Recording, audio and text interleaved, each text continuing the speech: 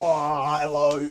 Are we? Hello. Yeah, we're cutting? recording. Okay. We're not cutting any of this. Welcome back to the Rubber Dinghy Report. That's the one. We're back. Let's Another do something we don't usually do. What's that? With me, the host, Samuel Rubber Dinghy Truloff, and Yep. you, the co-host. Cock. Yeah. Great. Yeah. So welcome back. Episode 13. I wrote it down this week. Is it? Yeah. Is it episode 30? True. We've done a few of these. Which means it's been 13 weeks since we started. That's a lot Half of year. useless chat. Yeah. Half a year. 13 weeks. Oh, fuck, no, 52. I was thinking Clap. fortnights. Clap. Clap. That's incredible. How- That's really impressive. I definitely... 13 weeks is half a year, which is just, 26 fortnights. phenomenal. Okay. My round of applause isn't done. That's miraculous that that's the maths you've come to. Almost 7 fortnights. Wait, not quite done yet. there we go. Now I'm done. All right. Yeah. With that out the way, Yeah.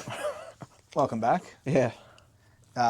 Huge. For our year-long Rubber Dinghy Report. Well, it's been half a year. It's been a full year. It's been three years.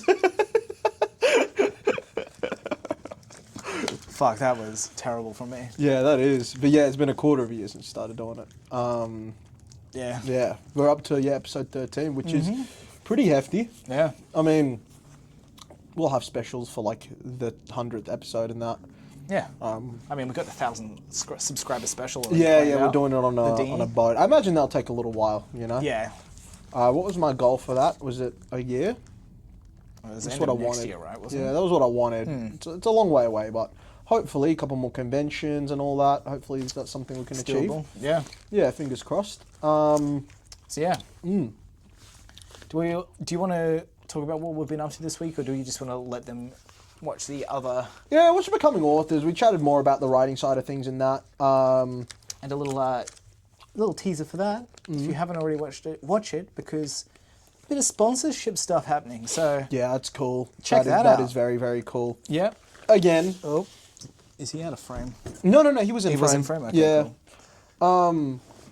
Legality side, there was no contract. There was no. So No, I it's nothing think I signed. can say whatever I want. Yeah. In there that I can say that we were talking to them. Yeah. There's probably some I don't think it's be quiet about it, like as in general thing, you know. But as who long as they cares? don't give too many details, right? We don't No. have too many details either. Who So. cares? We're excited. It's cool. Yeah. You know, that was the main thing. We like Shine and we like talking yeah. about Pretty much. cool things. You know. So, yeah. Yeah. So That's happened. So we talked about a few of our things we've been up to on that. So check that out. Yeah. Which, if you remember the first episode that we did in front of this, it was our very first podcast. We said we wanted to get a Shine sponsorship. 13 episodes later. We're getting closer. Yeah. Well, I mean, technically, it's like we're going to be doing content together. We're going to be that, which is cool, you know. Yeah. Stay posted. Stay tuned. Yeah, stay tuned and all that because Yeah. there'll be some. Like, look, it's not going to be like something that changes the world, but No. you know, it'll just be some fun little stuff that we can do to help cross promote for each other and that sort of thing, you know. Plus, if you wanted a sign that this project's sticking around, having Yeah. sponsors is probably a pretty good sign. Yeah, that's that. There you go. Plus you any other of our own promises on top of that. know? Yeah. Well, I mean, again, we have very much promised a lot of things, which we intend to keep promises because autism prevents us from doing otherwise. So, since we've talked about what we've been up to, do we Yeah. want to skip straight to what we've been consuming in media Sure. and such? Yeah, I'm down. Should I recline? Ooh. Whoa. I will opposite recline. Yeah. Shit, that's why I'm the chill one here. I'm the cool one, you know? And he's the uptight, weird one. I'm keeping us on the rails. I'm not. I never had rails. Speaking of rails, what have you been watching? Reacher, Yes. season 3. Yeah, it's probably out of the 3 seasons, I'm gonna say the weakest. However, for the same reasons that I enjoyed the first 2, Yeah. I enjoyed this one. Yeah. It's good fun. Yeah. Some cool action, some cool fights. Some fun characters. Yeah. Not as fun as season 2. I enjoy the season 2 characters more. The season 3 characters. I liked Reacher. I was watching the Yeah. 3rd season for him. He's the draw. Yeah, for The titular character. yeah. For the 2nd season, I enjoyed his team as well. Yeah. For the 1st season, I enjoyed the Finley, the cop, and I enjoyed Roscoe. I enjoyed Yeah. the 2 of them as well. With this one, It was less of a team. yeah, I found the son a bit annoying. Yeah. I found I didn't mind Duffy. which one's Duffy again? Oh yeah, she was pretty cool. Yeah, yeah. like that again. They were okay, but She had good banter. out of the ones I preferred Roscoe. I think as a character, I found her more endearing. I thought Duffy was kind of funny. Yeah. She was a bit fun. Yeah, season 2 was my favorite, then season 1, then season 3. But I enjoyed all. It wasn't like I was like this fell off or anything. I enjoyed all 3. I think the openness to season 3 was my favorite opener episode. Yeah, that's fair. Yeah. The seasons itself, I think. I don't know. They're all sort of similar rankings for me. I don't know if I have fair a enough. specific... Fair enough. I just think I definitely enjoyed the second one the most, and if you made me choose, I would say 1 then 3. Fair. Yeah. And so, what would you give that for a star rating? Overall, the show, I would give it. As cliche as it is, genuinely a 7 out of 10. Yeah. Because it was above average, and I do see a 5 out of 10 is not a bad score. It's a fine score. Yeah. I thought it was better than fine, mainly because I really like Reacher. Yeah. And I thought the action made sense most of the time, apart from that one fight that... Oh, that's my little alarm for us to post, but I've already posted. The season 1 fight that you're talking about? Yeah, that season 1 fight that I had gripes with that I told you about in the van podcast. Did you like his finale fight of this season? With Paulie. It was a knockdown, drag out brawl. I liked how many times that it continued onwards. I thought it was a bit crazy that this guy was so abnormally strong and like a beast like that. I think it was. Yeah, I think it's unrealistic. Maybe. Yeah. But I they was okay set with it unrealistic, up, but yeah, they did. so it followed their own rules at least. No, it did. I thought it was pretty cool. Yeah. I did predict his final line. Just autism doing its thing. Yep. It was obviously, but I'm smarter. Yeah. It was always going to happen. Yeah. But yeah, overall, I thought that he was pretty cool. The villain, I did feel some. What is it like? I wanted to see him get gotten. Yep. Don't know if as much as season 2, perhaps. Yeah, okay. I just wasn't as... I was more drawn to his team than his first protege.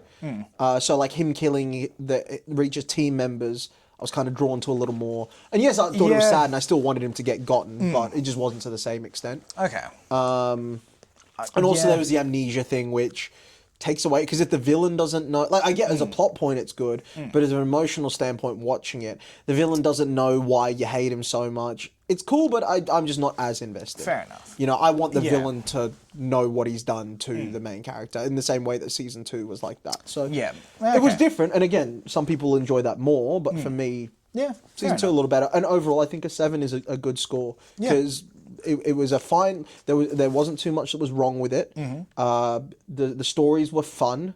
Wasn't anything exceptional, but Reacher was a great character, so I think it's worthy of a 7. I think 8 would be a little bit of a push.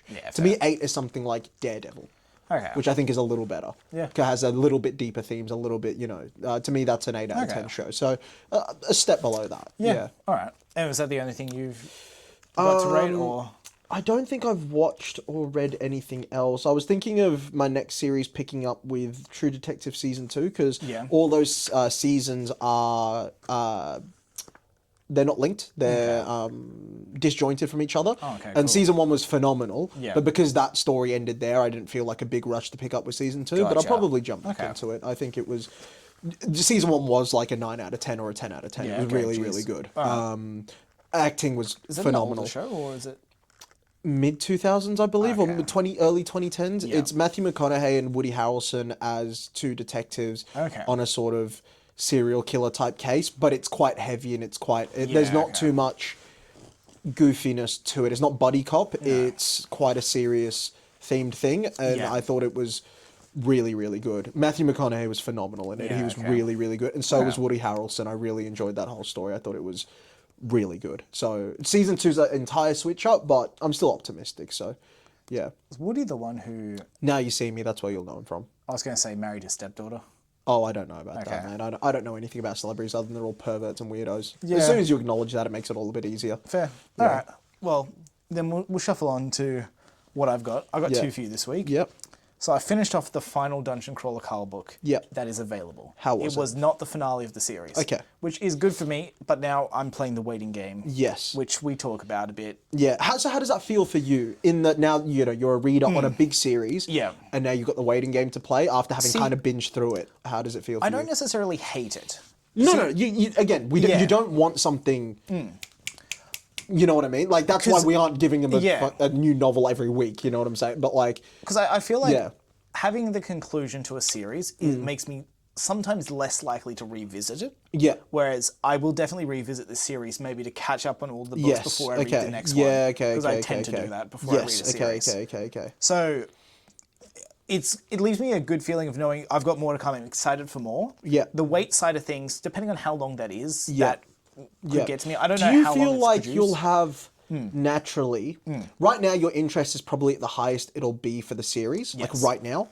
Do you feel like it'll drop off considerably as time goes on? Like, all right, for me, for example, I am a massive Bleach fan in terms of the anime, right? It's one of my favorite ones ever. I went and read the final arc. Yep. And I always said that I would watch it when it got animated, right? It's been that many years now, I don't feel like I'm in a rush. Because I'm like, I know the story, I'll get around to it maybe once it's all done. Like, because my excitement for it, if I knew that it was coming out 6 months after, I would have been all over it, right? But now I'm just kind of, it's been so long since I revisited that world, as much as I know I love it. Yeah. I'm kind of like... a little more like it's my fandom's still high, but my excitement has massively dropped down.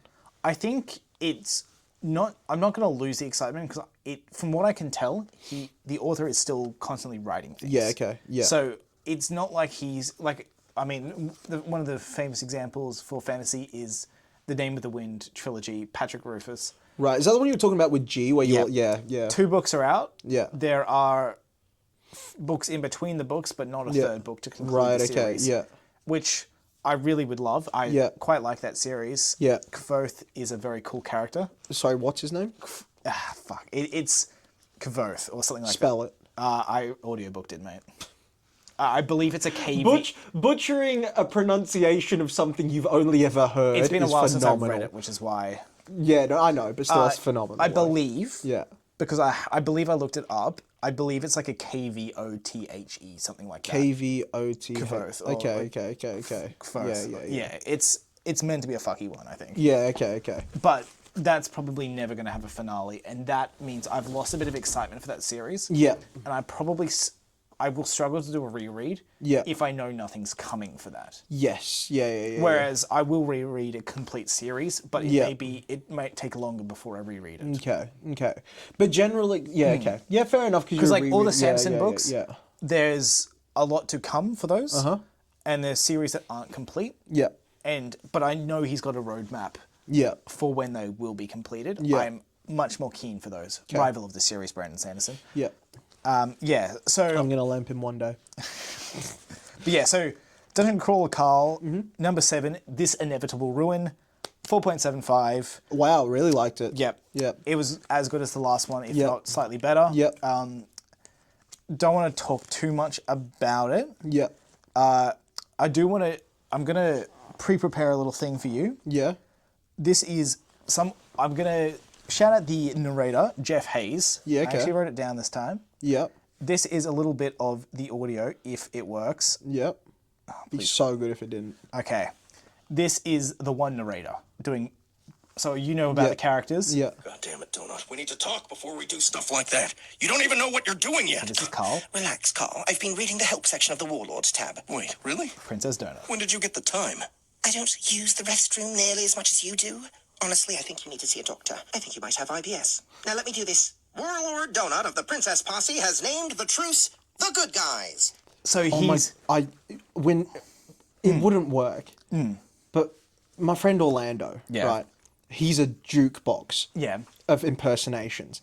I mean, everything from Jar Jar Binks to Shaquille O'Neal to... He can do everything. It would be so funny to get him to narrate our audio books, but as each of the real life things. Like Tosha has Jar Jar Binks' voice. Rokuro sounds like Shaq. I mean, we can definitely get him to do a dramatic reading of certain portions. It would be very funny, yeah. But yeah, that's the sort of level you're getting with all of the books, plus minor sound effects and stuff like that. It's a really good audio experience, so I'm hoping if the stuff with Kuroko Audio goes well for our own series, hopefully we get a somewhat similar thing to like that. Yes, yeah, that would be cool. Yeah. A few comments for the book itself. I had a great finale. It had, like, you could feel the stakes of it. And there was actual tension. There were characters who didn't survive who I wasn't expecting, which I appreciate. That's cool, like that. And it's characters I have a bit of an attachment to. So it was, as much as I have an attachment to them, I appreciate that he's willing to kill off characters. It is a hard thing to do. What was also great about this book is it started revealing a bit of the stuff that's happening beneath the surface of the game. Oh, okay. Yeah. Now, I'm going to say analogous to what we're doing with the Revolt in Okay, series. yeah, I get you, yeah. More and more got revealed as the books go. You had bits and pieces. This one gave you a fair bit more. Right. But then the main characters are still not knowing. So it's a bit of... Because they jump between perspectives a bit as well. So that was, it was quite good to see another form of that, similar to what we're somewhat planning to do. Yeah. So yeah. Yeah, okay, cool. Yeah. The second one I want to talk to you about is, it's not complete because it's a webcomic manhwa. It's called Illusion Hunter from Another World. Bullshit name, means nothing. As the usual. So my way of describing this, think solo leveling as in the setting. Yes. Cross with One Punch Man for like sort of themes. Right. Cross with like a glow stick. So, Bosh.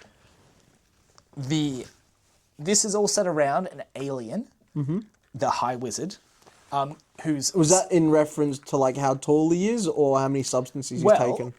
I have no knowledge of how tall he is. Okay. Because he's straight up an alien that looks nothing like a human. It's completely like he's a ball of goo with tentacles. Okay, but is he on substances? Hard to tell. Because he kind of is a substance himself. Oh, he's a drug? He's a ball of goo. Well, everyone's a substance, but you know what I mean, illicit substances. Yeah. Is he high? Is that why he's called the High Wizard? No. Shame. And he's not part of a clan. That's the Grand Wizard, Samuel. Fuck. Come on. Surely know your there's lore. a subset. No. Okay, well. So it's this... He's basically monitoring sort of like a dungeon system and putting his like magic touches on it. Yeah. But he really fucking hates his job. Okay. But because of this condition set up, he can't really escape physically. So he spends 10 years training his soul to leave his body. I see. When he does, he lands in a hunter on Earth who was meant to be the most powerful thing that was dying. Right. But in this world, so he does find the most powerful thing that's just died. Yeah. The character's just died of starvation. Right. So he's still hungry. Yeah. And he's also was a smoker. Right. Now, for whatever reason, in this world, magic is stored in the lungs. So he's got the highest magical potential. But no lung capacity. But can't really use it. So he's an F rank in a world of up to S rank. Right, okay. Classic setup sort of stuff. Yeah, I get you. So basically he's this alien who doesn't know human customs. Yeah. In a body which could have really high potential. Yeah. But the human inhabitant previously fucked it up. So it's hijinks and shoes from there. Yeah. So we start off pretty early on. He's looking for food. Yeah. He sees a kid eating an ice cream. He's like, I need sustenance. He starts going for the kid and a giant monster appears. It's this giant bird-like thing. Yeah. Really fast. Yeah. He knows about it from his time as a wizard. And he's like, oh, this thing will be easy to deal with. Yeah. He forgets he's in a shitty body that can't use magic. Right. So he basically gets stuck. It was initially chasing the kid. Mm-hmm. It starts chasing him because he starts trying to of course, do his magic, but it's not working. Yeah. So eventually he takes it through a bunch of traffic and stuff and causes a bunch of damage. Right. Eventually gets to a like a tight corner and he turns last minute and the bird continues through because it's quite fast and it slams into the wall and breaks its own neck. Oh, nice. Like real birds. Yeah. Yeah. Have you ever seen a bird do that? It's quite funny. Well, it's sad, we but it's had quite them funny. happen quite a lot at our old house. Yeah, they just fly full pelt to the window, break their own neck. Leaving outlines on God, the you got to glass. question the IQ. Yeah, I mean, they're not built for glass. So Yeah, I'll give them credit. They haven't evolved for our that's true. That is true. technologies. Yeah, grow But up. yeah. this hunter, this alien guy in the hunter's body is just standing there, just looking at the bird, thinking like, "Ooh, that's my human body and my human thoughts say that's chicken, and I can eat that." So he's just staring at it, salivating. Yep. Another hunter shows up and goes, "Oh, did you kill the thing?" And he's kind of just like, "Huh." He doesn't know how to move his face either because he's an alien. So he's just got like a deadpan all the time. Nice. Yep. He's rocking the me. Yep. So he's you. Yeah. The hunter asks, "Oh, what rank are you? You just killed the thing. Like, that's pretty cool. This in like a C rank thing." And he's like, "I left my ID at home." Because he doesn't know what it is. Yeah. So he leaves the situation. Yeah. On the way home, he sees a restaurant. He goes in and gets food. Yeah. He obviously doesn't have money. Of course, yeah. So he tells the staff members there, "Oh, I left my money at home." He gets taken to a police station. Yeah, of course, yeah. Did he eat? Yeah. So he died in dash, basically. Yeah, okay, but yeah. He didn't really dash. He just like, whoops. Money. Yeah. At the police station, one of the police happened to be at the previous incident he was at. Right. I was like, "Oh, you're a hunter. It's all right. I'll let you off this one time. Yeah. I know you left your stuff at home." Yeah. But the other hunter who was like, "Where's your ID?" has done a background check and also is in the police station. It's like, "I know you don't have an ID." And he has to basically admit it. Yeah. And there's a lot of stuff that happens from there. Another fun situation that happens later is he saves a A-rank hunter later in a dungeon, which he shouldn't have been in. Right. Not the A-rank hunter. This guy, yeah. He defeats it because it's like a golem thing and he knows the passcode to get into it. Right. Just because he was wizard stuff. So he's got a bit of a cheat to it. Yeah. But this A-rank wakes up after and thinks he beat it. So One Punch Man vibe. Punch Man vibe. Yeah. And he basically does another dungeon with this guy. And he's throwing all this dust at these creatures because apparently the dirt's like magically attuned or something. Yeah. And the guy's like, "Oh, why aren't you using your magic and you're using equipment?" And he is like, "Oh, I've got to think fast." He goes, "Oh, you've got to rely on situations where there is no magic available to you and you must rely on your equipment. You must be prepared for all situations." And this hunter guy's just like, "Oh, so wise." Okay.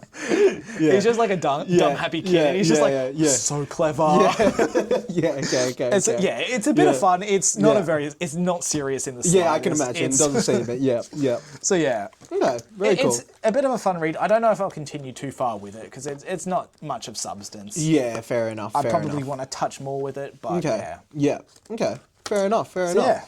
Yeah, well, I mean, that's a little insight into what we watched and reviewed this week. I'll have to find something for next week. Yeah. Yeah.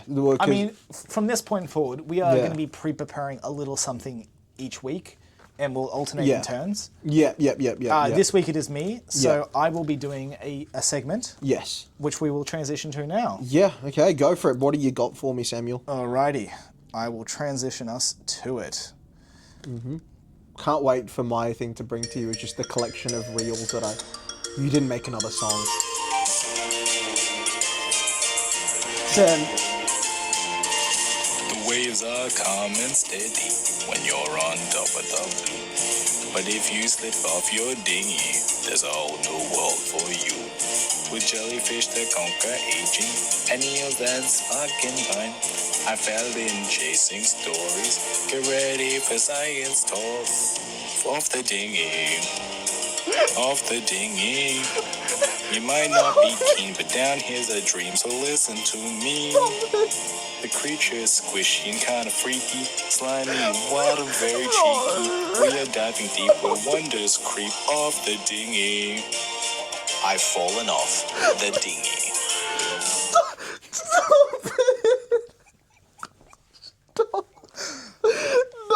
I have just confirmed YouTube. I've looked up at the Parody Act of copyright, and there is creative grounds. I have taken a creative twist to the original song. Welcome to Off the Dinghy. You're meant to be editing! You're meant to be editing! So this is I've Fallen Off a Dinghy. Yes! Your segment's great! How long did that take you to put together? Just an hour. Come on, that's writing lyrics, that's recording audio and then distorting it so it sounds fucked. Isn't the fact that you did an hour not editing? Samuel, we've got a second book to give these people. Which you'll see in, what do we say, 7 weeks? 7 weeks, book 2 will be coming out. So yeah, welcome to I've Fallen Off the Dinghy. Good Lord, what are we doing? Did you like my spoken word at the end? What are we doing? The cheeky Wilhelm scream? Yeah, because you had... Audacity again? Yeah. Oh, I downloaded a soundboard effect.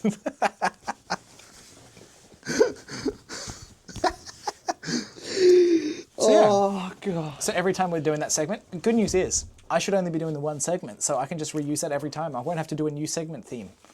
Yeah. But I will have to make one for you when you do your segment eventually. Is mine not falling off the dinghy? Are you going to do a different segment, aren't you? I don't know. Well, isn't the segment falling off the dinghy, isn't that about... Stuff under the ocean. Oh, it's specifically about stuff under the ocean. It's not about... Didn't you hear the song? No, I get that, and that's why I was a little confused that you were relating it completely to the last one. That wasn't all to the last one. You're going to prepare yourself for this one too. And it's also under the...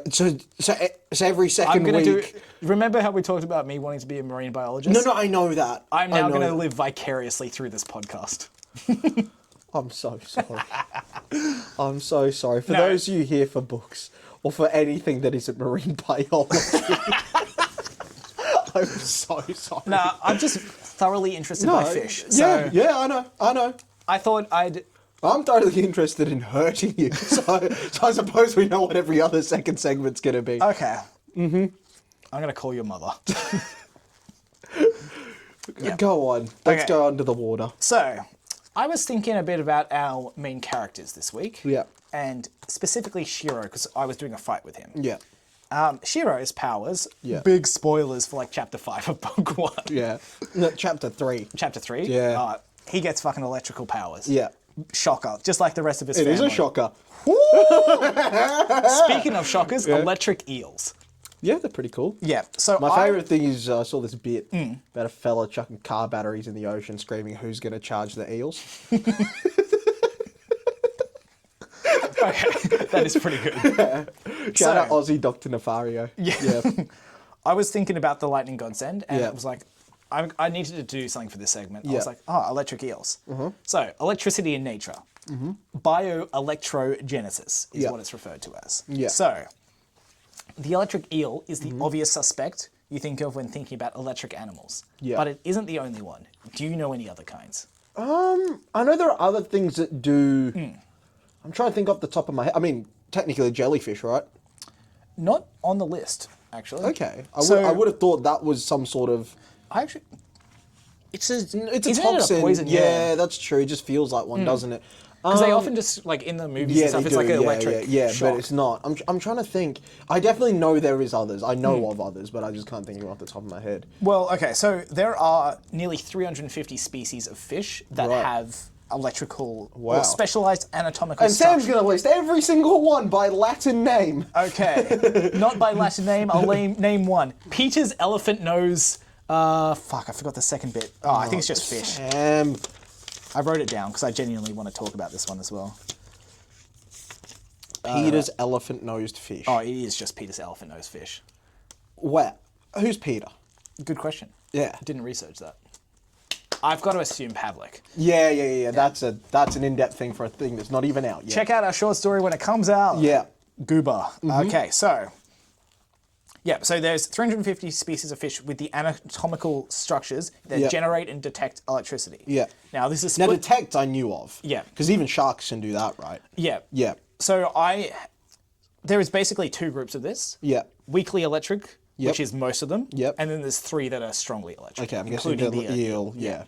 So with the weakly electric, if you mention like a turtle, I'm going to lose my shit. I'm not going to I don't have a list of them. I was going to say an electric, like like as one of the 3, as one of the big 3. If one of them was a turtle, it'd be so funny. It would be pretty good. Yeah. Well, saying that, I saw this in a video because I watched a couple in research for this. Yeah. Because I went through a couple articles this time as well as just videos. Sam, editing. I swear to God, editing. I know the videos you can watch simultaneously, right? And I get that. No, I devoted time to research because I was quite frankly done. It was like 9 o'clock and I couldn't feel like editing anymore, so I was just like, I'm just going to do some research. This is why I bully him.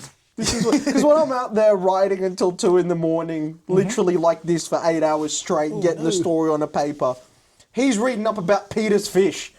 Peter's elephant nose fish. It's still Peter's fish, isn't it? It's Peter's elephant nose fish. Anyway, so the weakly electrical, most of them have structures next to their tails called electric organs that produce up to about 1 amp, which is 2/3 of a AA battery. Okay. 1 volt, sorry. I said amp, I meant volt. Yeah. So the weakly electric fish primarily use electricity for electric sonar sort of stuff. Okay. It's sensing far objects, detecting shape, size, detect whether it's alive, or to communicate and accept signals of other fish. Yeah. They don't have enough electricity to attack prey, so they're kind of boring. Yeah. And I've written here a similar comparison from a flashlight to a glow stick. Yeah. Another shout out for our boy. And it's green as we're talking about it. It is green. Strongly electric fish are those that are able to attack with their electricity. Yeah. Which there are 3. Yeah. First one, electric eel, which can produce up to 860 volts. That's crazy. The next is the electric catfish. Oh, I didn't know of that one. Yeah. Okay. Which produces up to 350 volts from an electric organ that takes up most of its torso. Oh, okay. So from the diagram that I saw, it's like the tail area down, the fins and the head, which aren't electric. Everything else is electric organs. Okay. Then we've got the electric ray. So it has... Well, that's kind of an eel. Like stingray. Yeah. That's kind of an eel. I mean, it's like a flat eel.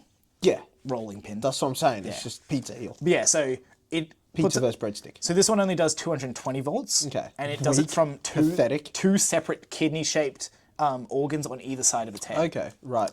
So, how do these animals produce electricity? Vibes. God sends. Well, we'll find out in a second, because I'm about to tell you. Yeah. So, I mentioned earlier electric organs. These are... the organs are made of these things called electrocytes, which are flattened disc-like modified muscle cells that are stacked in columns. Yeah. So in its resting state, the electrocytes maintain a negative charge by constantly pumping out positively charged sodium and potassium ions. Okay, right. So it stays negative by just dumping it out. Yeah. So when so each of these electrocytes is connected to the fish's nervous system on one side. Yeah. Coward, I wrote. Yeah. I'm so funny. You are a nervous system. Coward. Yeah. So yeah, it's only connected on the one side, and the fish can send a signal from its brain to the electrocyte to open up some ion ports on either on the opposite side that usually on the same side as the nervous system. Yeah. So it's called an ion channel. So then the positive ions can flow back in through this channel, which leads to basically being positively charged on one side and negatively charged on the other side. Similar to a battery, it's a dipole. Right. So so one side has all of the positive ones coming in, the other side's still pumping the positive ones out, so it just has the negative ones. That's how that works. So, very similar to a battery, that's because both are dipoles. I said that. Yes, you did. So, what increases the power produced is how the electrolytes are arranged. So, specifically in the said simply, the more cells stacked and lined up, the more electricity you can arrange. Right, okay, yeah. So the more you put in a row, I'm assuming it's similar with batteries. Batteries, I was going to say that, I'm not 100% sure about that. Yeah. So, yes, I'm going to now talk specifically about electric eels. Right, yeah. Because most of my research here was on the eels. The other ones are a bit less exciting. Yeah, the eel's got the most output. It's the most powerful. It's the most Hikari. It is the most Hikari. Yeah. Yeah. First things first. Yeah. The electric eel is actually incorrect. They're actually a knife fish, more closely related to a catfish than an eel. Really? Yeah. But they look like eels. But they're not. Like they look closer to a moray eel than they do a catfish. Upon the amount of research I've done and looking at them, their face does look vaguely catfish. Okay. And they do have like a fin running underneath them. I reckon like in movies and that, they often probably use moray eels as the depiction of electric eels. Yeah. Because moray eels look vicious. I also think that electric eels, I will get into this. Yeah. Oh, that's my next point. Yeah. They live in the streams, floodplains, and swamps of the Amazon and the Orinoco River basins in South America. Yeah. Quite often you see them in like the ocean. Yeah, exactly. Yeah. It's not, apparently. Yeah. So that's where they... Yeah. Which is probably why they use it's probably because it's just like kind of... Like if you got something set in the ocean, it's kind of like a gangster fish. You know what I'm saying? You like, just think unique. Electric eel... You want to put that in your movie. Let's just make them the same thing. Yeah, you just want to put it in your movie, so you put it in the movie. You know what I'm saying? You don't really think twice about it. But yeah, Interesting. I didn't realize that they only lived in the Amazon and that. There may be other species that live elsewhere, but I think the main ones do. Right. Which it makes sense they're in like a swampy thing. They're catfish related. Yeah, okay, yeah. That's pretty common for them. So, these habitats are dangerously seasonal for fish. So during dry seasons, water levels drop and oxygen availability in the water can plummet. Yeah. But, thankfully for the electric eels, they can breathe air, thanks to a special mucus in their membrane in the mouth that can absorb oxygen. Oh, okay. So these eels can be out of the water as well as in the water. Okay. Now, it's only for, I believe it's a number of hours they can do this, so it's not a permanent thing, but it is pretty freaky that these eels can come up and grab I once watched, River Monsters? Yeah, that's a pretty cool show. I used to watch it back on the Free to Air TV days. I'm sure you know about why it's no longer a show. No? He literally caught every river monster, so the show ended. Oh, really? It's beast mode. Oh, what a beast! Yeah, that's pretty cool. It's so cool. That is very cool. What a weapon! Yeah.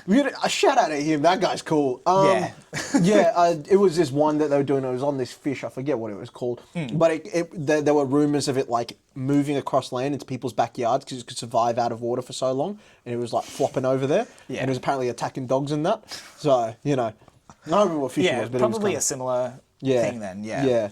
All right. So, electric eels can grow up to 2.5 meters long and weigh up to 20 kilos. The back 20% of the eel's body is dedicated entirely to electric organs. Right. So only the head and the front 20% that has all the other vital organs. Okay. Interesting. So there are 3 pairs of electric organs. Yeah. The sax organ, the hunter's organ, and the main organ.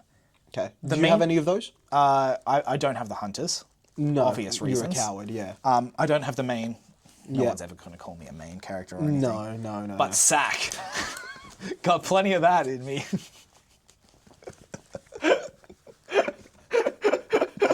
It's named after a guy. I can't remember. I'm guessing it's S-A-C-H. S-A-C-H, yeah. I believe it's named after the guy who discovered that organ in the fish. Right, okay. I did see that. I can't fully remember what it was, so take with a grain of salt. Yeah, okay. So, the main and hunter's organs are the ones that produce the high voltage electricity, whereas the sax organ only produces lower voltage for electrocommunication and navigation. Okay, yep. So, the electric eel has 70 columns, each containing between 5,000 and 10,000 electrocytes on either side of its body. Okay. So, big chains of these things. Yep. The eel is able to produce... The eel's ability to produce electricity is often compared to batteries, and that's no coincidence. The first battery, invented in 1800, don't tell them they clipped 2 crocodile clips to it. Was inspired by the eel, the discs in the eel, basically. Oh, okay. I thought they just got 2 crocodile clips, put them at the end of an eel, and turned a light bulb on. Funnily enough, I believe there was some sort of experiment similar to that. See, if there was ever going to be a type of science I could get behind, it's that. It's kind of gangster. I would be that sort of scientist. I'd be putting crocodile clips on every animal and seeing which ones could light a light bulb. I think I could imagine you more as an explorer, just going out and be like, oh, that looks kind of cool, I'll take that. Yeah. New land, cowboys and shit, I'm riding out on a horse, come with me. I could also imagine myself being the type that see what can make the biggest explosion. Guys, I'm just going to put these all things in a room and run. Good luck. I'll give you 10 minutes to run. I would make my lackeys be the ones put the... I was like, put that one in there, and then put that one in there as well. Hey, here's a walkie-talkie. Just give me a second. You're good! Into the megaphone. Yeah. Just see what can make the biggest boom. That's what a scientist I would be. Yeah, absolutely. All right, so the Italian physicist, Yeah. Alessandro Volta. Mussolini? Oh, sorry. That's Alessandro Mussolini. That was a jazz album I played for you that one time. Ooh, that was good. It was a good album, right? It was. It's a funky one. Go back to listen to our other podcast. Can't remember which one that... Might even be the one that's not out. No, it's the one that Viv was on, because we rated the albums. Oh, yes, but was that The Emergency? We listened to it when we were filming The Emergency, but we didn't really talk about it then. But you said it was your top album. We did talk about it in that one. Yeah. But I was saying I think we had a chat about it after I showed you, and that might have been in The Emergency. I think that I think maybe it was the Becoming Authors. Might have been, because I know we did the songs for the playlist for Black Hand. That was in the emergency. Yeah, was it? Emergency? Yeah, that was definitely an emergency. Yeah, but that Alessandro Mussolini album is one. No, that wasn't. Because the emergency one, we definitely didn't do that because I was driving and we were talking about. We had a the switch. predictions. We had a switch. Did we have a switch? Yeah. Maybe also, I was also driving in that one. Funnily enough. Were you? Yeah. Oh well. Yeah. You were too because I did the wood. Yeah. Anyway. Yes. Back on track. Yeah. So, the Alessandro Volta. Yeah. Volta. Yeah, Volts. Yeah. Observed that the electric eels. The founder of Volta's game mode on FIFA. Is that an actual? Yeah, it's like futsal basically. Oh. Yeah, on FIFA. Of course. Yeah. He invented that. Yes. Anyway, so he discovered. And that was what the Volt was named after. Yeah. Back in 1800. Yeah.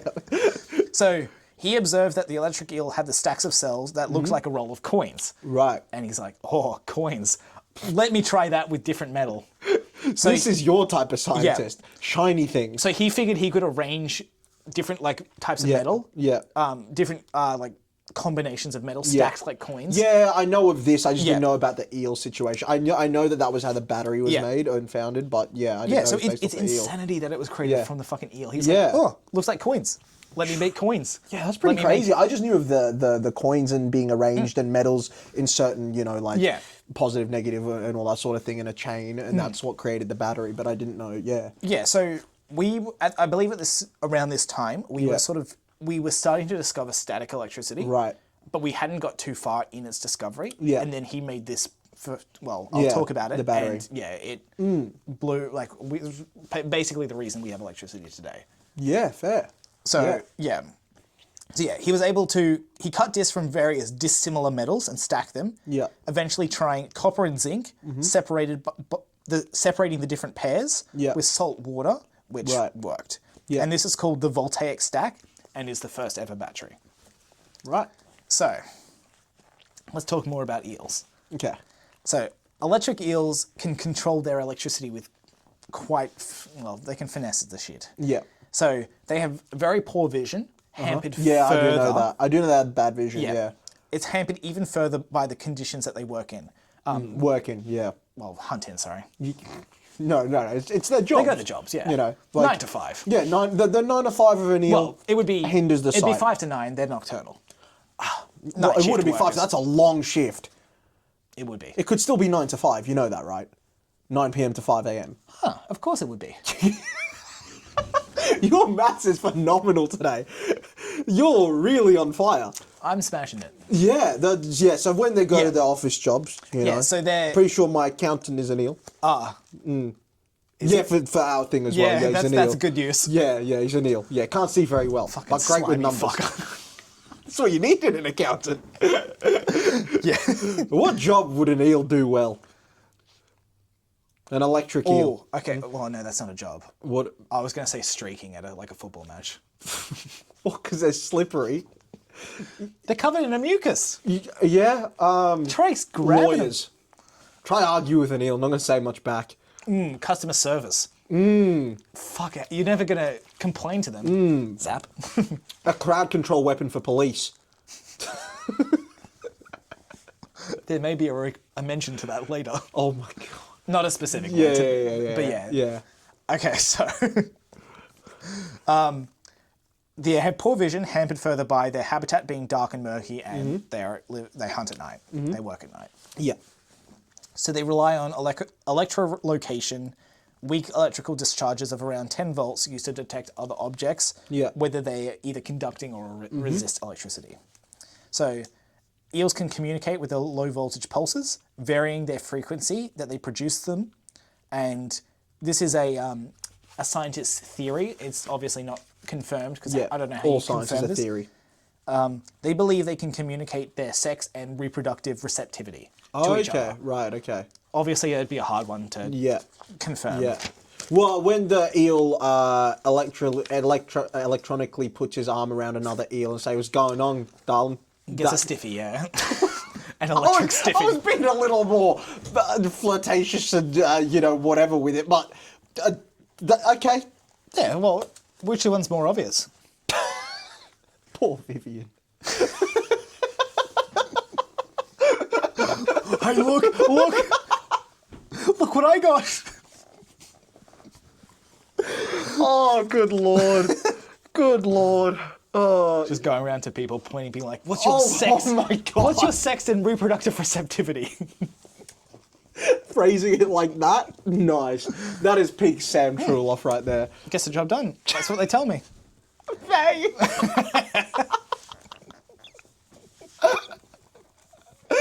When you're being arrested, like, well, we understood what you meant, but unfortunately we're going to have to slap these cuffs on still. Try catching me, I'm covered in mucus. Slip right out of it. You are the eel savant. That's who you are. I do have many tendencies inclined with the electric eels, which we'll do a callback to later. Okay. I think you'll enjoy the callback. Okay. All right, hunting. Yeah. So they're nocturnal. They like to sneak up on their prey. Yeah. So they sneak up in the darkness, unleashing a series of high frequency, high voltage pulses. Yeah. After just a few milliseconds, the prey is completely immobilized. So these pulses induce massive whole body muscle contractions. Right. The pulse induces the prey's motor neurons, therefore their muscles to be simultaneously activated. I kind of done one gum. Just gonna. El Fricos, Yeah, there you go. hold down the Little fort. hat. Yeah. Little hat. El Gamos on El Fricos. So I've seen this in a few places. Yeah. One was a comment on a video and one was in Wikipedia, so I don't know how true it is. Well, it's true. Yeah. Okay, it's true. You've confirmed it. Yeah. So sometimes these pulses can be so violent, or so like the contractions can be so quick that either the necks of these fish can be immediately broken. Whoa. Or they can be like launched out of the water. Crazy. Yeah. Okay, wow. It's like an EMP type. Well, it's not technically, it's not electromagnetic, but like... So do you know those like patches you can put on and they contract your muscles? It's like it was everywhere and all at once. Wow. Yeah. But launching it at the water is crazy. Yeah. So, once prey is immobilized, the eel can eat, feast. The electric eels don't have upper teeth, so they rely on suction to pull their prey into their mouth, just like me, before swallowing them whole. Oh! I don't chew. Chewing's for cowards. Just you not chewing your dry corn chips. That's the worst. Like, I can imagine it's, I don't know, like... a stack of them caught. What?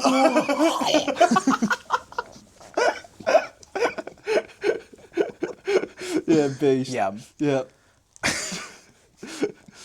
Okay, so the eel doesn't just attack immediately. Yeah. It has two phases to its attack. Yeah. The first phase involves two high voltage pulses with an interval millisecond. Wait, what did I write? With an interval of just milliseconds. What the fuck? I actually don't know. I only did this once so far, and I did this a lot more in my previous I've Fallen Off the Dinghy. Well, you can't read your own writing? Yeah. Nice. I did better this time. Yeah, guess. Just guess. Okay, just so guess. the first phase involves two high voltage pulses with an interval of milliseconds, followed by a pause and then a second phase finishing move. Right. Yeah. So I've written in brackets. So like a big elbow drop from the top rope type thing. Well, I've written here Thunderbolt Spear. Yeah, that's a book reference. That's a book reference. Read book one. Read book one. Read book one. Yeah, read it. Come on. Yep. Stop being stupid. Look, if you've got the time to listen to Sam talk about fish, you've got the time to read our first novel. Yeah. Right? And it's more exciting than hearing about fish. So check it out. A lot more exciting. And I'm not going to say that next with saying, and that's not to say that talking about fish is boring. It is. So it's more exciting. You know what? Let's say we agree to disagree. Nah, fish cool. They taste great. Especially eels. Crumbed. Oh, no, we're not doing this again. Battered fish is elite. Have you had eel? I want to. I think I have, but I'm not 100% sure. It's got a real fishy taste, which I'm usually not super like a fan of, like tuna type thing. Yeah. Where I'm like, you know, that real intense seaside taste. I'm not big because I like on a that. salty taste. I like salt, but it's that specific thing of like, you know, when Like you're viscerally around like fishy a dock and it's like real fishy and you can get in the air, like that taste. It's the equivalent of that. I'm not a fan of. I don't like that real. I like my fish to have quite a subtle taste. if anything. Like salmon. Salmon doesn't really have that, you know? I mean, little spoilers for my traveling. This is only spoilers for myself. Yeah. It's not spoilers for anything. It's for when I go traveling. Yeah, yeah. When I'm going to Japan later, while you're doing conventions by yourself, yes, media, I am going to a place that does like a specialized for eel. Oh, nice. Yeah, which we've booked because I hadn't properly had eel. Yeah, okay. Yeah, I'm not. Look, you've got a less of an intense taste than lack of smell. You might like it a little more. I was optimistic in trying it. I had it. I was like, not really for me. Like, I know it's meant to be quite oily, which I usually don't tend towards. Yeah, it was. It was quite how you'd imagine an eel's texture to be. Yeah, okay. Little rubbery, little oily, little whatever. Quite soft. Okay. But nah, to me, like squid. Yeah, to me, like squid is way better. Yeah. Okay. Yeah, you know. All right. So. Yes, so the first two pulses before the finishing move are known as doublets. Yeah. The doublets result in a whole body twitch of the nearby fish, which the eels use to locate them. Okay. So basically, this is eels being able to remote control other fish. That's crazy. Yeah. So that's really, really cool. They basically force their prey to reveal themselves to the eel. True. So, did I not finish that thought? Fuck. Okay, well, nice. I'll just go off memory then. Yeah. So, scientists did a test of this by connecting a dead fish up with like electrical diodes that would go off at the same time as the eel release those pulses. Yeah. They got the fish put to swim. Like a plate between the two. Yeah. So it would basically force the fish to twitch. Yeah. Similarly to how it would. Yeah. And the eel would go batshit and try and get through the wall to find them because it could sense the pulses. Right. They turned off that. They just kept the plate there, but didn't connect up the sensors so it wouldn't twitch. Yeah. The eel put out the pulses, even though if it could see the thing. Yeah. If it didn't twitch, it didn't go for it. Ah. So you could almost use that in within our series, like with certain electrical people or whatever. Actually, that's what I was going to say. Something we don't fully touch on is the electrical signals in bodies and that. I was going to say, because we have the electrical power, it's the seizing up of muscles and stuff, forcing things not to be able to be done. Well, to this point, when Shiro's used this, it's been as a killing blow. He's only intensified his own movements and delivered killing blows, sort of thing. I think, but it's definitely something we could work with in the future, especially if he gets the ability to shoot lightning. It could be used to contract and force, definitely. Like crumpling or staggering. Definitely. That's a good thing to catch, actually. I can write that into future ones. Look at this being useful, and you doubted me. I'm about to play the theme song again. Not interrogation, but like, you know what I mean? Like that kind of vibe of thing. Using it as a almost torture thing of contracting muscles until someone gives up information or whatever it might, like lowering the, because at the moment his voltage output like rips through flesh. Yeah. You know, like having that control over it, that you can control the voltage to do certain contraction things. Yeah. You know what I would make him do? Fuck, you could just have that, especially when he's targeting people wielding weapons. Whenever Josh is chatting with Omar, I'd make him slap. No, I'd make him put a hand on Omar's shoulder and make him slap Josh. That's gonna be a bit. I was even like more practically in a fight. If you're able to have like a controlled blast to an arm with a weapon wielder, having that you'd have to drop just a weapon. Stabs himself in the head. Or if depending on what it is, you either you seize up too hard and you can't really swing with it, or you drop weapon or something. There'd be definitely uses for that. Yeah. So it's a cool thing to think about. Because that'd work on fellas like Tendo. Yeah. Who's like, he's difficult because the more damage he takes. Or even someone like Zero, healing factor. Because that's not damage, that's control. Yeah. Interesting. It's like a jail system versus a damage system, you just have to figure out how long it continues for. Does he have to be in constant contact, that sort of a thing? I need to do a touch more research on it. Because I believe you'd have to keep sending out the signals for it to keep happening. Okay. Or release enough of it that it stays contracted for a long time. That's what I'm thinking. Yeah. So I don't know the exact science. Yeah. Again, we can take some authoring liberties with it. Yeah, of course. It's we'll find some use for it, I'm sure. Definitely. Because there's definitely some cool applications we could use with it. 100%, yeah. Okay. Now, ready for the callback time. Yeah. Electric eels are one of the few fish that display social predation behavior. And I've written in brackets, not Samuel. the Chris Hansen kind. Right. Oh, okay. Yeah. Yeah. So social predation is where, do you want to take this one? Where they prey on other eels? No. I thought you were going to make a joke, I'll be honest with you. Oh, like how you're a predator. Well, you know, that's kind of implied.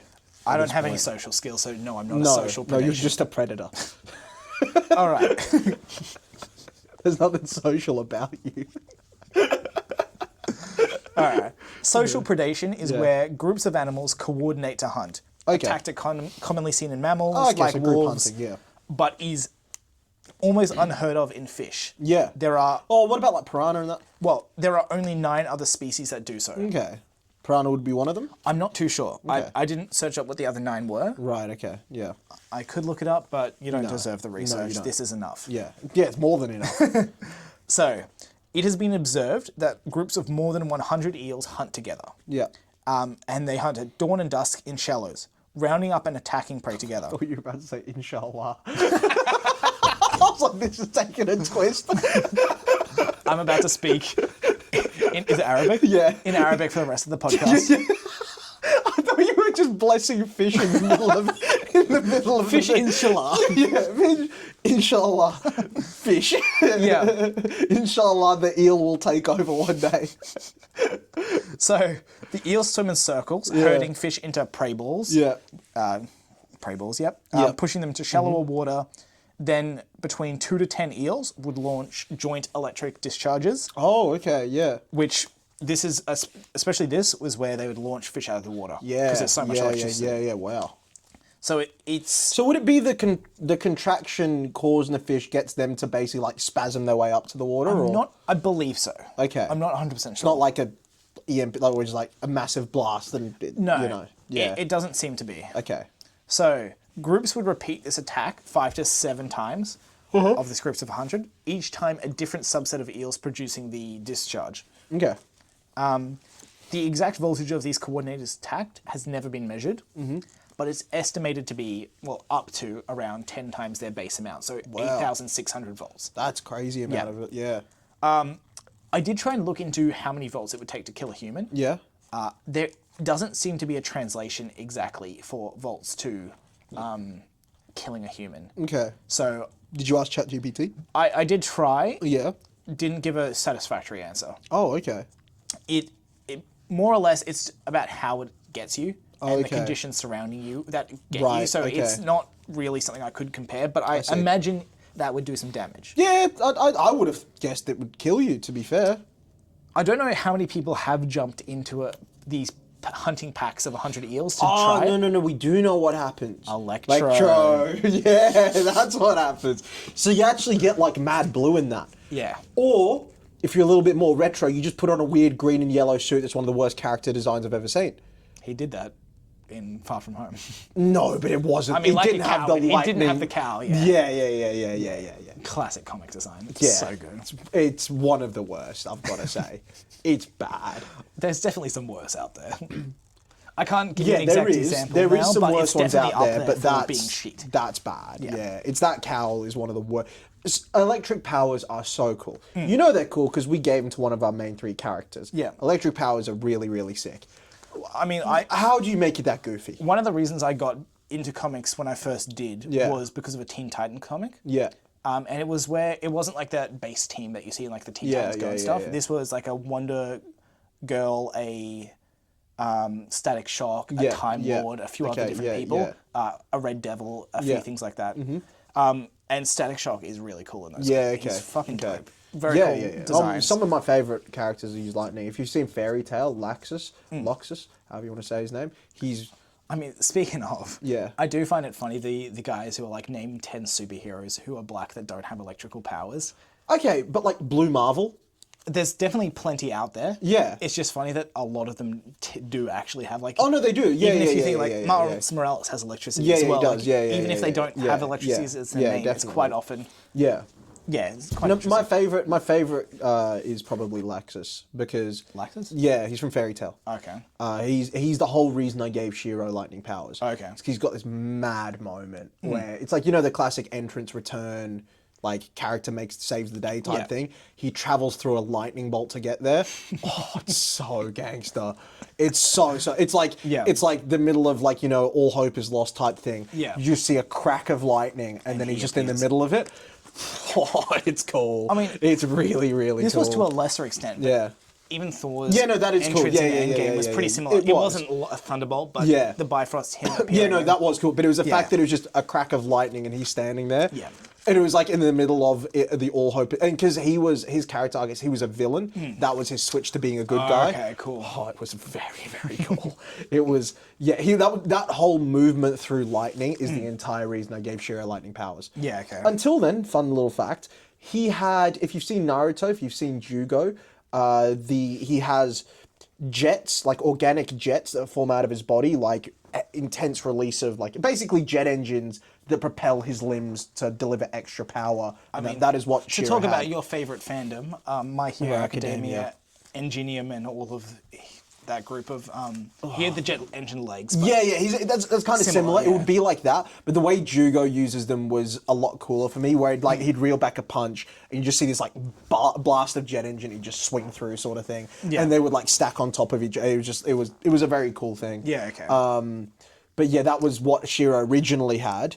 I'd say lightning is definitely a cool, more visually cool power. Definitely. For sure. I think originally I was going to give him lightning, but later. Okay. But I then just wanted to uncomplicate things and just give him lightning from the offset. Yeah. Funnily enough, the original manga that I drew up, so you know how that I did the manga pilot? Yeah. The one that I actually did like the first 3 chapters or something before that, working with an artist. I didn't really like how it turned out. I thought it was pretty poor art quality or whatever. However, that actually had the jet engine powers. Okay. Yeah. So there are drawings out there of Shiro with jet engine powers and all that. Yeah. It's like that scene where he develops the powers. That whole scene was done up with jet engine abilities. Yeah. Interesting. Yeah. Okay. Yeah. So he didn't always have the the lightning, but it was seeing Luxus and that whole thing where I knew I wanted to give our main character like lightning powers because that was just way too cool. Yeah, fair. Like especially as he gets like way further down the line, traveling via lightning bolt. It's gangster. There's not many cooler transportation methods. Yeah. You know, it's pretty cool. Especially when you get like, I don't know. Oh god. What about a house on the back of a moving truck? Right. So, no, but like, especially as you can also build up to as well. Think thematically, like bolts of lightning, like grey clouds start to gather, bolts of lightning across the sky. You know that someone's incoming, sort of thing. It's a cool foreboding thing. That's similar to the Avengers type thing, where you know they're on the plane with Loki. Yeah. Clouds start gathering. It's like, oh, that's that's who it. Shit's going down. Yeah. I think that's a very, very cool visual, like a storm starting to brew. I've actually got something. I'll try to give it as spoiler-free as possible. Similar kind of vibe. Is that thing we talked about with the 2 characters? No. This is this is when one of our main 2 villains makes his first appearance in Revolt. Yeah. Right. Like the one that we haven't talked about much. And this is going to be the first time you see of him, so this isn't going to be a surprise. But that cloud of ash and stuff that forms. Yeah. And similar vibe. Yeah, to me that's a very cool, like when you've got this overarching big sort of storm coming that sort of funnels down into a single. Yeah, it's a very, very cool visual for me, you know. So yeah, that's definitely want to use things like that. Yeah. Okay. All right. Let's continue. So, social predation hunting technique allows the eels to subdue huge quantities of prey, usually too evasive to capture. These groups of eels aren't formed from necessity, such as being trapped in the same area. Yeah. These fish congregate from far and wide to repeatedly forage together over time. I've just got a really hilarious visual. If there's any Hikari children running around, especially a bunch of them running up and giving people group hugs, just just like sending one flying. Well, you know, we could do the bit that my country boy father, or my father who once lived in the country, did was... the electric fence? Yeah. You have a line of people. Yeah, and someone at the end. And get shot off because of the build-up. That would be quite funny, yeah. Having the reserve team doing it. Yeah, Shiro, that's actually quite a funny bit, yeah. Okay. Okay. how do the eels not shock each other or themselves? Mm-hmm. So, short answer, they do. Yeah, okay. But so the eels do have an adipose tissue in their electric organ that insulates itself from its own electricity. Yeah. But not other eels. Yeah. The size of the eel solves this problem, as they are much larger than their prey. Yeah. Similar to how an electric eel would temporarily hurt a human, not kill them. Mm-hmm. So they're just too big to be shocked by other electric eels. Mm-hmm. Some fun facts. In 1800, the same year Volta created the battery. Yeah. An eel also did. Based on the eel. Yeah. The explorer, Alexander von Humboldt, witnessed a swarm of electric eels leap out of the water to defend themselves from 30 oncoming horses that Alexander and he had a bunch of indigenous people going with him exploring. Were riding into a lake. Yeah. These eels jump out. Yeah. To defend themselves. Yeah. And 2 of the horses were stunned by the shock and were drowned. He went back and reported this. Yeah. Considering, and no one believed him. Yeah. But also at the same time, we have the same year the battery's being invented from eels. The eels. Oh, I love it when information just doesn't spread. Yeah. It's so good. And the world was better that way. I think the first known discovery of the eels was around 1545 or something like that. So it was ages ago. People had known about eels. Obviously, not everyone. Dissemination of information was a bit different. Yes, So it wasn't as widespread knowledge. But it's pretty funny. He's just like, fuck, these electric things came out and shocked my horses. That is pretty funny, yeah. Alright, so electric eels grow as long as they live. Mm-hmm. Some captive specimens have lived for over 20 years. Okay. When they grow, they add new vertebrae to their spinal column. So they just keep adding more bones, which is kind of cool. Yeah, okay. The electric eels are resistant to toxins because they eat armored catfish that excrete toxins from their skin. Right. So they can breathe air. Yeah. They're resistant to poison. Yeah. And they can release electricity. That's pretty tough. Kind of a unit. Yeah, that's pretty sick setup. Pretty cool build. Electric eels can begin producing electric discharges as small as 7 centimeters. Yeah, wow. So little babies. That's the smallest they can be before they start doing okay. Mating. I mean, I don't know anything about this. You might be able to inform me. So the male eels make a nest using their saliva. Yeah. Which the female deposits around 12,000 eggs over. It's called fractional. I just imagine it's like a full vegetable eel just dribbling out her nest. Just staring blankly. It just forms a pool and the woman's like, oh, nice. Yours now. So the female deposits these 12,000 eggs intermittently. Yeah. I forgot to write down what it's called, but there's some form for releasing a certain amount of eggs at a time. Fractional something. Yes, yeah. When the eggs are fertilized, they take around 7 days to hatch. Mm-hmm. Weakly electric fish. So I mentioned earlier Peter's elephant nose fish. Mm-hmm. So I'm going to show you a picture, pre-prepared, which we could possibly show the camera, but I don't know if they deserve it. So this is Peter's elephant nose fish. Oh, what is that? I might actually just go show the camera because it's pretty cool. What are you? What are you, cuz? So that's the thumbnail, by the way. Just the fish. Yeah. The title's going to be Rubber Dinghy Podcast. Well, I might have a episode 13 title coming up for you. No, you ready for this? It's going to be, we're really talking about fish, huh? Let me tempt you with another option. So, the elephant nose fish, as you saw, if you saw it, if you're listening to the audio... Which we don't have. Which will happen eventually. I've deleted all the files. And if you're just listening in the background and you don't have the visual up... That's true. Well, go look at it. Yeah. Sucks to suck. Yeah. I'm about to describe what you saw. So, the elephant nose fish has an elongated chin called a Schnauzen organ. Schnauzen organ. Yeah, that's pretty good title, right? That's pretty good. Yeah. So, that Schnauzen organ is covered with the electroreceptors. What about 26 weeks in a year? It's not bad. The Schnauzen organ is covered with electroreceptors. So it's its chin. Yeah. But it's like nose or chin. I was going to say, I assume Schnauzen refers to nose. I think that, the direct translation is something like elongated. And the only reason I'm saying that is because schnoz is a word for nose. And we all love schnoz. Yeah, we love schnoz. Shout out to Big Schnoz. If we bother just look at schnoz edits on YouTube. You'll enjoy yourself. It's berserking time. Yeah. All right, so that elongated chin is covered with electroreceptors, which provide that fish with electric sonar. Yeah. So it relies on its little tube to shoot things out. Yeah. Yeah, so that is my facts about eels and about bio.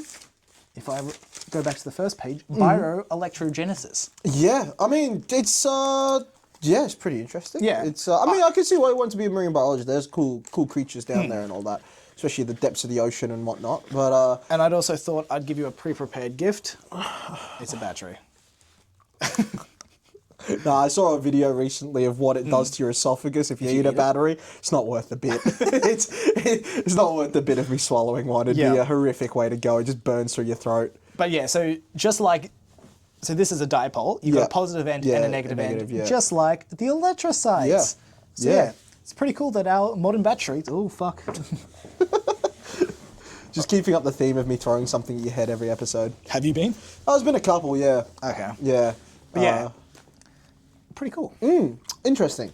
Let me play the theme song. No, you really don't. You really don't need to. I'm already waiting. We're going to close out the segment. It's closed. I closed it. It's done. Yeah. Is that it being opened again? That's you being a predator. Opening up the window. Electric is one of the coolest powers. If I'm trying to think if there's any other cooler organic ones. I know like the chameleon's ability to blend in is obviously a cool one. Yeah. Some of like something I probably will talk about in the future, giganticism in like deep oceans. That one fascinates me more, because I like big things, like as in just scale. Scale is something that I really enjoy. So that's kind of, it's basically a superpower to be big. Yeah. Tell that to Kamaru from our series. He's pretty big. Pretty big guy. Yeah. Yeah, he's got a bigger sword, but like he's a pretty big guy. 6'4", about 120 kilos, pretty jacked, he's a big dude. Yeah, I can't think of, I'm sure there's other stuff. Or probably something else I'll touch on, I'm sure. Yeah. The mantis shrimp that can the punch, yeah, it is pretty cool. Creating vacuum and water that releases. Yeah. It creates like a full sonic boom and that, and it's...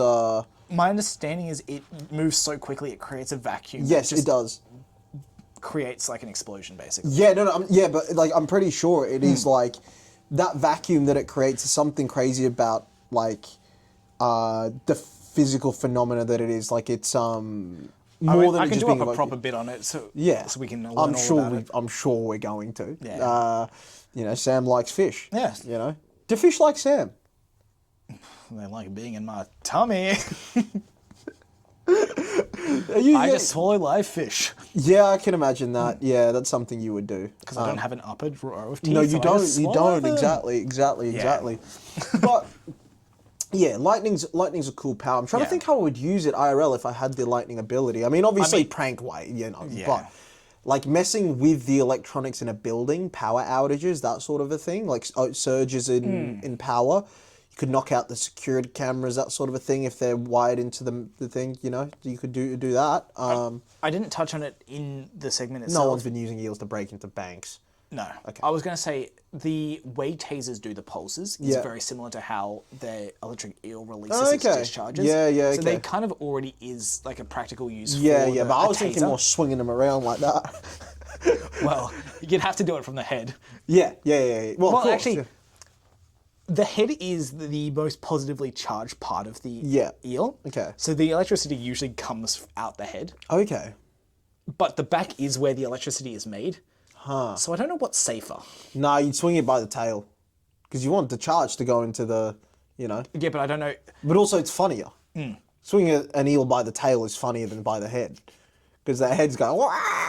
Just making it Ouroboros and then like tying a rope to it so you could use it like a lasso. Making it Ouroboros is such an absurd gesture. Like, make it Ouroboros. Yeah. Yep. Is that not a common phrase? I did see someone wearing a snake that had done that as a bracelet the other day. Yeah. Yeah, it was pretty funny. A snake swallowed its own tail and he wore it as a bracelet. Like an actual snake? Yeah, like an actual snake, yeah. Not just like a some bit of black king metal snake or something, no. Yeah, fucking It's hell. quite funny, yeah. Yeah. I mean, the whole Wheel of Time logo is an Ouroboros. Yeah, Ouroboros. It's in a lot of things. It's a very popular... Altered carbon. Yeah, it's a very popular occult symbol and a variety of other things. It's got some cool lore behind it. Yeah, it does. It's also just quite funny. Yummy! Yeah. Yeah, it's... I mean, fish, you know. Fish are cool. Fish kind of cool. Yeah.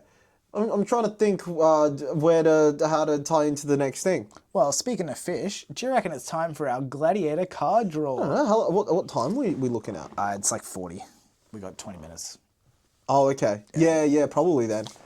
Wow, you love fish. Yep. All right, talk to everyone about what we are about to do. Yeah. So what we're about to do. Sorry, is, why do we need that one there? Oh, to lean the thing against. We'll put it up on that so then we can show the camera. Yeah. Okay. So we're about to. Have you got my phone? I can get it for you. Yeah, please. If you don't already have it. I don't think I have it. That is. And that's an alarm. Oh, I do. No, you had your alarm go off earlier. Yeah. That's true. I set it aside. I just got. Oh my. Oh fuck! I just got a thing. Oh no, I'm too late. I got sent a text by Dubai Bars. They make chocolate, saying 50% off for 50 minutes only. It was an hour ago. No, wasn't meant to be. No. Too busy listening to fish. Yeah. Oh my god, Marvin just sent me the coolest car. While he's doing that, so we are going to Look at that. Drafting gladiators. Holy shit! Okay. Yeah, that's a unit. That is a it's a Holden with 6 wheels. Cool. And a steel tray. That is very cool. I'm gonna pull up the wheel. So yeah, we're gonna be drafting gladiators, seeing who would win, and that's pretty much the extent of it, really. We'll be drafting 3 solo and 1 tandem to make up our faction of a ace, a second. I was thinking when I get the next round of them done up, when I get the, you know what? Let's have a bit of fun. For the tandem, you don't have to pick a tandem. As in you just don't do tandem cards, or? No, you can if you feel like you would do better. Oh, you're saying you draw 2 solos. Okay. If you feel like you would do better. Now, I think that chemistry does play into it. Yes. However, if you were to draw like Kensei Hikari, Keizo Ikeda, I mean, that's going to probably do pretty well. We could go to an example from last week. We pull a Cody and a 0. Something we both did not consider at the time. No. But yeah, so we didn't do this last week, so there was no prize round for this. But no. Are we back to doing the gifts? Are we back to doing gifts? Yeah, I mean, maybe the greatest gift that's ever been Like, I lost last week, so here's my gift to you. Did you lose last week? Yeah. Well, we didn't do a drafting thing, but we did a drafting, not a draw. Yeah. I definitely lost the draft. Yeah, I would say that I won because of Mystico. Yeah. It was an absolute win on my end. And my lack of chemistry. Yes, that's for sure. So yeah, do you want to take the first pull because of that, or? Yeah, go on. Do you want me to go first? I'm going to take... I've got to decide who it is. That's what we said last time, right? I've got to decide what position they're in. Oh, we were doing that the whole time. Oh, were we? Yeah. Yeah, okay. No, because remember we picked them and then we said, no, they're going to be my second. Oh, okay, fair. So I'm going to pick my second. That's what I'm going to do. I'm going to... Let's see the strength of your second. Yeah. Let's see what we got. I'm going to go with, from over here. You're going to go all the way up? Oh, no. It's probably good enough. I'm seeing some shine, though. Oh, you see that? In the camera. Ravenlaw. Fucking hell. That's a strong second. That's a very strong second. So Ravenlaw. The ability to travel through reflections. That is correct. Can create reflective surfaces in thin air and then can travel between them as portals, but can also travel through anything reflective so long as he can fit through it. So he can also just like put an arm through it, or whatever it might be. Exactly. Yeah. So that is an absurdly strong second. Probably top 5 of all time, potentially top 3. It could even be top 1 depending on who you ask. So I've pulled my tandem. Yep. And it is Mystico 8 and... Oh my God, Sam, your numbers are on fire. 12. I did this last week too. I said 8, which is why I'm thinking 8 again. Sam, your numbers... Mystico 12. Your numbers today. And Enzo... Genovese. Yeah, so that's water and cloning. Yep. Well, cloning for Mystico, because that's a passed down one. And the Mystico is not at the same level as the Mystico from last week. It's a handed down mantle. Yeah. And yeah, I actually don't hate that as a combo. No, they're not bad. What's Enzo's? Remind me. Water. That's water. Sorry. Yeah. I don't hate that. I like that. No, it's not bad. They've sat around like the top 15-ish. They're not a top 10 so often. I think they would have capped out. I forget what it is in the database, but they would have capped out around bordering on the top 10, but they're not really cracked that. But they're still very good. I'll take that. Yeah. Cloning strong and useful in many situations. Also take a tandem. Last week. I'm also going to take a tandem, and you know what? You're doing the 2 take solid. my punt. I'm going to take a punt. Actually, no. You know what? I'm going to take a tandem. Okay. I'm going to take a tandem. You know why? Because we've only got blue tack on there for one person. I don't have to try and stick up We have secondary blue tack. Oh my God, my gum. I'm going to take this one right here. Will my luck continue? I'm not seeing a shine, I don't believe. I can't tell, to be honest. It is. Oh, it is. Toshiaki Tamashi, Akira Miyazaki. Rough. The Holy Demon Duo. Based off, funnily enough, real-life wrestlers Toshiaki Kawada and Akira Taue. Part of the 4 immortals within War Games, who are based off the 4 pillars in professional wrestling. And phenomenally strong. It's a Tamashi, it's a Miyazaki, we've got the extendable glaive, we've got the plasma blood. Stomp. Yep. Yep. Thank you very much. I forgot to specify who. Yeah, that goes back into the... There we go. I mean, it probably didn't matter a huge amount. Yeah. It was Nightfall. Yeah, I mean, it's not bad, but who are you going to... What position are you selecting? I will select... You know what? I'll join you on the seconds. Okay, so you're going to see who's combating against me. Okay. I didn't look. Alistair End. Wow. That is... Wow. Okay, so that's not a whitewash by any means. Probably from our non-Hall of Famers. Yeah. Well, it's the strongest non-Hall of Famer, because Aurelius is technically a Hall of Famer. Of the current table, yeah, he'd be one of the few I'd put up against Raven, I think. Yeah. There's not many others. There's probably about 5 others where you'd be like, oh, in with a chance. Yeah. So that's interesting. Okay, so you've it may be pulled it weighted back there. still more in your favour, but close. It's much closer than it could have been. And the thing is, Alistair's still only 24, so there's still some growth in his career. But we're taking them at their current point, at least, from the non-primes. So I'm going to take this one next. It's going to be, I haven't had a look yet. This is going to be my 5th. I'm seeing, oh my God, is this Daisuke? It is Daisuke Ito. That's a huge 5th for you. That is a 5th. I'm okay with that at 5th. You know what I'm saying? Daisuke uses a big axe, big brute, big strong guy. Recently had some refreshed artwork done for him, which looked pretty cool. And yeah, I'm okay with that. You know, big axe. He's a powerhouse. You know, if you get a weaker character, you never know. It could be a bit more even than you think. I'll also pick my 5th. Okay, we're leaving the aces to last. It doesn't look like it's a shine. Otto Jaeger. See, now we're talking. This is pretty evenly matched. You know, I'd say Otto has the slight advantage. He's definitely up higher in the ranking. Yes, he is. He was like mid of the table of Division 1. Yeah, it's like around the 20 mark. Yeah. I think he's 22 coming into the first fight with Nightfall. I mean, you see him in Book 1, Chapter 1 or 2. Yeah, Chapter 1, yeah. Have a fight against Nightfall. So yeah, he does pretty well in that, but he doesn't get the win. Yeah, he doesn't get the win. Yeah, but it's read the, I told you like 10 times, read the book. If you're here, you're going to get Book 1 spoilers. Yeah. Read the books. Yeah, okay. So now it's ace time. Yeah. This is where it really counts. It's the most important one on the deck, right? This is the most important one.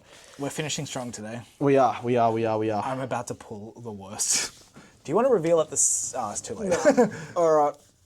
Not seeing a shine. I am seeing a shine. Rodrigo Costa, explosive machete. Now that is exciting. That is concerning. Big damage, big explosion, an explosive fast fighter, raw energy and violence. You know, it's the Kamaru Jacksons of the world, the Tendo Miyazakis of the world. But with the added effect. Yeah, but isn't just like the way he fights, explosivity, just balls to the wall, just like raw aggression, take out everything. You know, that's the kind of way he fights. It's a good one.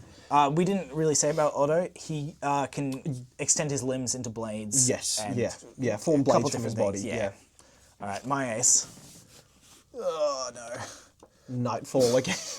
You know what? Apt. I pulled her earlier, and I pulled her now. Yes. It was meant to be. Yes.